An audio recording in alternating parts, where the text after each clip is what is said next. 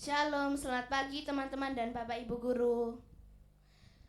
Sebelum kita memulai ibadah kali ini, mari kita bangkit berdiri dan menyanyikan satu lagu, yaitu Ada Satu Sobatku.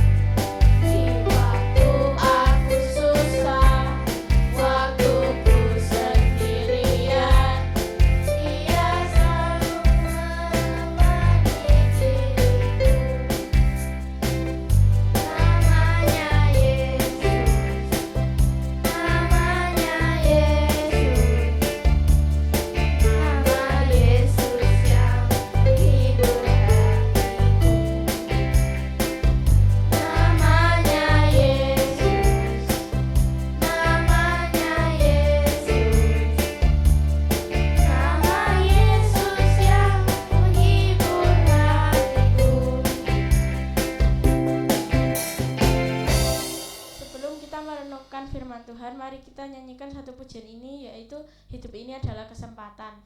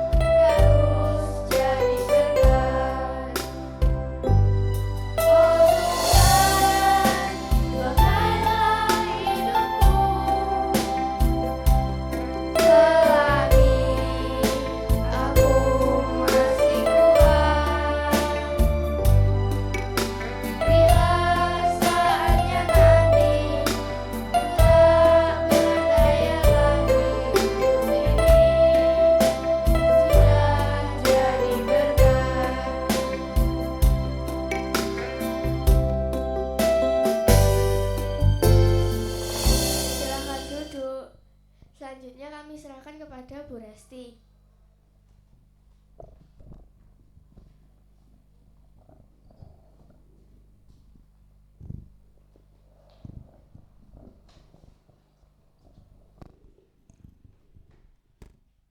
Terima kasih untuk anak-anak kelas 6.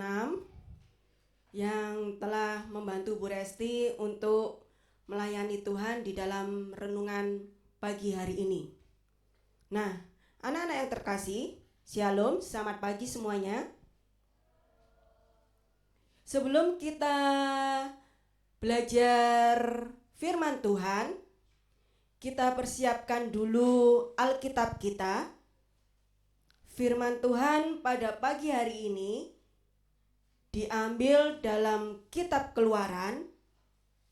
Kita masih di kitab Keluaran ya. Keluaran 32 ayatnya yang ke-5 hingga 6. Keluaran 32 ayat 5 sampai 6. Namun sebelumnya mari kita bersatu dalam doa. Kita berdoa. Tuhan Yesus, terima kasih untuk hari baru yang boleh kami nikmati pada pagi hari ini. Kami dapat bangun dalam kondisi tubuh yang sehat. Terima kasih Bapa, Engkau masih mengizinkan kami untuk datang ke sekolah ini untuk belajar bersama-sama dengan guru, dengan teman-teman kami, dengan penuh semangat dan bersukaria. Bapa, saat ini kami telah memuji, menaikkan lagu-lagu pujian kami. Kiranya lagu-lagu pujian yang boleh kami nyanyikan di pagi hari ini dapat menyenangkan hati Tuhan. Saat ini Bapa, tibalah saatnya kami akan belajar firman-Mu. Kiranya Engkau membuka hati dan pikiran kami, memberikan kami telinga yang baik, sehingga kami dapat mendengarkan firman-Mu dengan sungguh-sungguh. Ya Bapa, berkati juga guru kami yang akan menyampaikan firman-Mu. Kiranya apa yang beliau sampaikan hanyalah turut dengan kehendak-Mu. Tuhan Yesus, berfirmanlah, kami siap untuk mendengarkan. Di dalam nama Tuhan kami Yesus Kristus, kami berdoa dan mengucap syukur. Amin. Bu Resti akan bacakan untuk kita semuanya firman Tuhan pagi ini. Keluaran 32 ayatnya yang ke-5 hingga 6 berbunyi demikian. Ketika Harun melihat itu, didirikannya mezbah di depan anak lembu itu. Berserulah Harun, katanya, besok hari raya bagi Tuhan. Dan keesokan harinya, pagi-pagi, maka mereka mempersembahkan korban bakaran dan korban keselamatan. Sesudah itu, duduklah bangsa itu untuk makan dan minum, kemudian bangunlah mereka dan bersukaria. Nah, anak-anak, ada sebuah kisah, dan ini merupakan kisah nyata. Tema kita pagi ini berbunyi, keputusan yang salah akan mengakibatkan hal yang fatal. Keputusan yang salah berakibat fatal. Ada sebuah kisah di sebuah rumah sakit yang tidak Bu Resti sebutkan nama rumah sakitnya ya. Ada sebuah pasien, dia menderita penyakit, sesuatu menghambat tubuhnya. Jadi ada saluran air seninya itu tersumbat. Nah, mau nggak mau si penderita ini harus dioperasi. Nah, tiba waktunya dia menjalani operasi. Di ruang operasi itu ada beberapa tim medis, ya kan? Nah, tim medis itu dipimpin oleh seorang dokter spesialis. Nah, dokter spesialisnya ini nggak main-main. Dia lulusan luar negeri, spesialis ahli bedah. Nah, kata-kata spesialis otomatis kan udah seorang yang ahli, pakarnya gitu kan. Akhirnya operasi dilaksanakan. Nah, sang dokter spesialis ahli bedah ini yang memimpin jalannya pelaksanaan operasi tersebut.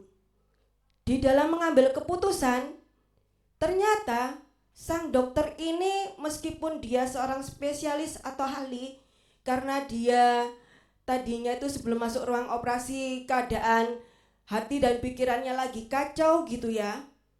Akhirnya pada saat pelaksanaan operasi itu dia merasakan hal yang tidak mengenakan gitu. Dan saat dia melakukan operasi itu ada keputusan yang dia ambil, ternyata itu fatal sekali. Fatal bagi sang pasien itu sendiri maupun bagi pihak rumah sakitnya. Nah, apa yang terjadi terhadap pasien itu? Ada saluran yang harusnya itu bukan itu yang harus dibedah. Salah, saluran yang ini. Ternyata sang dokter ahli bedah ini salah mengambil keputusan atau tindakan itu, membedah saluran yang salah. Akhirnya apa yang terjadi? Sang pasien itu kehilangan nyawanya. Nah, meninggal. Lalu apa yang terjadi pada pihak rumah sakitnya? Nama baik pihak rumah sakitnya akan buruk, ya kan? Akibat apa? Akibat keputusan yang dilakukan oleh sang dokter ini, keputusan yang salah, berakibat fatal. Nyawa, meninggal akhirnya, kehilangan nyawanya sang pasien. Lalu di pihak rumah sakitnya mengalami nama baiknya menjadi jelek, ya kan? Nah, lalu apa hubungannya dengan firman Tuhan pagi hari ini? Ada. Seperti yang telah disampaikan oleh Pak Alvin kemarin, ya, ini berkelanjutan anak-anak ya. Hingga nanti pada ayatnya yang ke-35 itu masih berkelanjutan. Itu Musa naik ke Gunung Sinai. Nah, Musa ini mengundur-ngundur waktu untuk turun dari Gunung Sinai, sehingga rakyatnya ini, ya, bangsa Israel ini bagaikan ayam bagaikan anak ayam yang kehilangan induknya. Jadi bangsa Israel ini merasa kehilangan seorang pemimpin karena Musa masih berada di Gunung Sinai. Musa mengundur-undurkan waktu untuk turun menemui bangsa Israel ini. Lalu karena merasa kehilangan seorang pemimpin, akhirnya di situ Harun yang mengambil alih. Tapi keputusan yang diambil oleh Harun itu salah. Di ayat yang kemarin, anting-anting yang diambil dari para istri itu dibuat patung lembu emas. Nah, patung lembu emasnya sudah jadi. Itu perbuatan yang sangat melukai hati Tuhan. Nah, di situ aja Tuhan sudah terluka hatinya, udah sakit. Kemudian ditambah lagi di ayat yang ke-5 dan ke-6. Harun mengatakan besok hari raya bagi Tuhan. Tapi yang mereka berikan untuk persembahannya itu sebagai korban bakaran dan korban keselamatan itu dipersembahkan bukan untuk Tuhan, melainkan untuk anak lembu emas ini tadi, yang kemarin dipahat menjadi sebuah patung lembu emas. Nah, itu mengambil keputusan yang salah, berakibat fatal. Setelah mereka membuat patung lembu emas, mereka memberi korban bakaran dan keselamatan kepada patung lembu emas tersebut. Lalu mereka bersukaria atas semuanya itu. Nah, itu yang membuat hati Tuhan tambah bersedih, ya kan, tambah terluka. Ini gimana ini bangsaku ini? Kenapa kok merasa Tuhan itu diduakan gitu ya? Kok ada Allah lain selain aku, kata Tuhan Yesus seperti itu.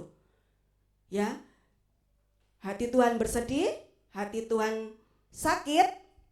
Lalu apa kira-kira yang terjadi selanjutnya ya? Nah, nanti kita akan mendengarkannya di hari yang akan datang. Namun satu yang perlu kita pelajari pada pagi hari ini, di dalam kita mengambil sebuah keputusan, Yang pertama yang kita lakukan adalah kita harus bersifat atau mengendalikan diri kita agar kita bisa tenang. Mengambil keputusan harus tenang. Berdiam diri sejenak, menenangkan diri kita. Kemudian kita berdoa, meminta pertolongan Tuhan apa yang harus kita lakukan. Sehingga keputusan yang kita ambil, keputusan yang kita laksanakan itu tidak berakibat fatal. Bisa ya? Jadi di dalam mengambil sebuah keputusan, kita tidak boleh atau jangan panik. Ya, jangan panik, tetap tenang. Agar kita bisa mengondisikan diri kita untuk berdoa, meminta pimpinan Tuhan agar kita ditunjukkan keputusan mana yang baik, keputusan mana yang benar, yang seturut dengan kehendak Tuhan. Amin firman Tuhan pada pagi hari ini, kita bersatu di dalam doa. Tuhan Yesus, terima kasih untuk firman-Mu yang boleh kami dengar, yang boleh kami renungkan di pagi hari ini. Tuhan Yesus, kami memohon kepadamu kiranya Engkau senantiasa mengajari kami di dalam kami mengambil sebuah keputusan, kami dapat mengkondisikan diri kami untuk tetap tenang sehingga kami dapat berdoa memohon pimpinan Tuhan di dalam mengambil sebuah keputusan yang benar, yang seturut dengan kehendak-Mu Tuhan. Saat ini Bapa, kami juga memohon kepadamu kiranya Engkau memberkati kami agar kami dapat melakukan firman-Mu di dalam kehidupan kami sehari-hari. Ya Bapa, kami ingin menjadi anak-anak Tuhan yang menyenangkan hati Tuhan. Sebentar lagi kami akan melanjutkan kegiatan pembelajaran kami. Kiranya Engkau memberikan hikmat kebijaksanaan-Mu kepada Bapak Ibu guru kami di dalam mendampingi kami selama proses kegiatan pembelajaran dari pagi hingga siang hari nanti. Kiranya Engkau juga memberkati kami, para murid, memberikan kami akal, kepandaian, kecerdasan, sehingga setiap materi yang disampaikan oleh Bapak Ibu guru kami dapat kami pahami, terlebih lagi Bapa berguna untuk kehidupan kami sehari-hari. Ya Bapa, inilah seruan doa kami yang jauh dari sempurna, yang kami naikkan hanya di dalam nama Tuhan kami Yesus Kristus, Juru Selamat kami yang hidup. Haleluya, amin.